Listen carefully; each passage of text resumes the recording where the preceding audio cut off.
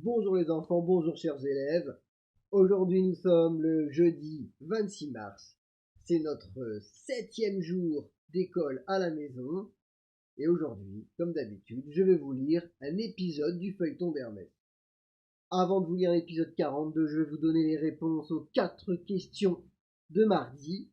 Donc première question qui portait sur l'épisode 41. Pourquoi Zeus pâlit-il en entendant le souhait de Séléné? Eh bien parce qu'il sait qu'en se montrant dans sa pleine puissance, c'est-à-dire avec son foudre, elle sera frappée par la mort. Que cherchait Héra en suggérant cette idée? Eh bien elle cherchait à tuer Séléné. Troisième question, pourquoi Dionysos sort-il de la cuisse de son père? Eh bien parce que Zeus voulait le cacher d'Héra. De quoi Dionysos sera-t-il le dieu? Eh bien, vous le savez peut-être, mais Dionysos sera le dieu du plaisir, de la joie et de l'ivresse. Je vais vous lire maintenant l'épisode 42 du feuilleton d'Hermès, où la jalousie d'Héra poursuit la jeune Io.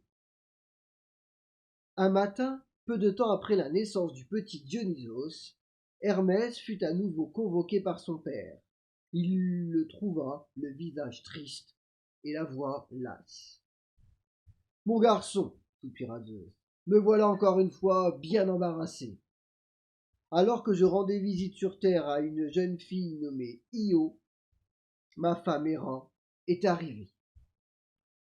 Connaissant sa jalousie, j'ai aussitôt transformé Io en une petite vache pour la cacher à ses yeux.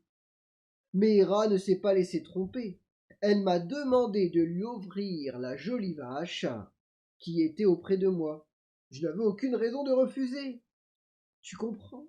J'ai été obligé de dire oui. Depuis, elle a enfermé Io et elle l'a fait surveiller par son fidèle gardien Argus, celui qui a 100 yeux. Lorsqu'il ferme des yeux pour dormir, d'autres restent ouverts. Il est impossible de lui échapper. Après s'être ainsi confié, Zeus garda le silence. Hermès comprit que Zeus attendait de lui. Il posa les doigts sur le bras de son père et lui dit « Laisse-moi faire, je m'en occupe. » Puis il s'envola aussitôt. Hermès repéra très vite la prisonnière et son gardien. La vache était attachée par une corde à un olivier. Elle regardait d'un air désespéré à droite et à gauche. Tout près d'elle, un affreux personnage était assis. Hermès se posa sur un rocher non loin d'Argus. Il cacha ses habits de dieu et se déguisa en berger. Puis il sortit un roseau de sa poche et se mit à jouer. Le son de la flûte était beau, et Argus, qui s'ennuyait beaucoup à surveiller cette vache, lui fit signe de s'approcher. Sautillant, le garçon ne se le fit pas dire 2 fois, et il se mit à bavarder, car son plan était d'endormir le monstre en lui racontant des histoires. Côté histoire, Hermès en connaissait des milliers. Il parla, il joua et joua, tant que peu à peu Argus s'endormit. Les unes après les autres, ses paupières se fermèrent. Lorsque 99 yeux furent fermés, bercé par la voix et la musique d'Hermès, il s'approcha doucement du monstre, une grosse pierre à la main.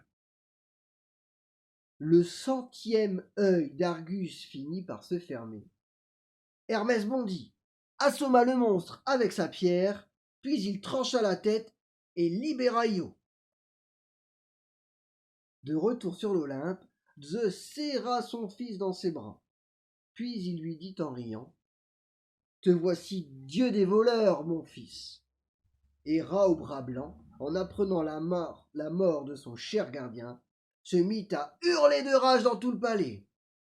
En souvenir d'Argus, elle prit les yeux du monstre et les fixa sur la queue d'un paon. C'est depuis ce jour que les paons portent ces yeux mystérieux sur leurs plumes de leur queue.